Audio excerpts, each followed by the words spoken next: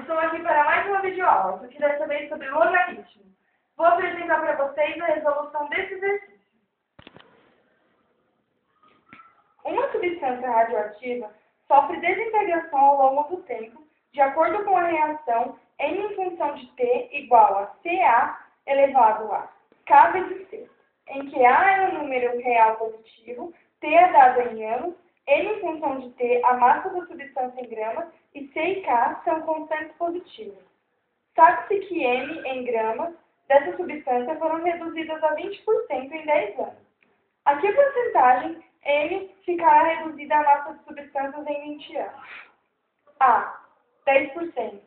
B. 5%. C. 4%. D. 3%. E. 2%. Vamos coletar as informações. A massa total é 100%. Após 10 anos, ela fica em 20%. E após 20 anos? Esse será o X da questão. Bom, se em 10 anos ela fica com 20%, daqui mais 10 anos ela vai ficar com 20% a menos. Então a gente vai somar 20 com 20 para saber com quantos por cento ela vai ficar.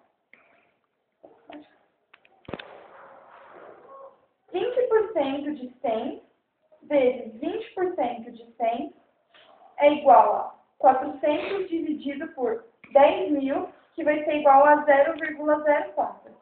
Esse 0,04 é o valor da massa após 20 anos, o que equivale a 4%. E se olharmos nas alternativas, é a alternativa C, 4%. Ficamos por aqui. Espero que tenham entendido. Vemos vocês na próxima videoaula.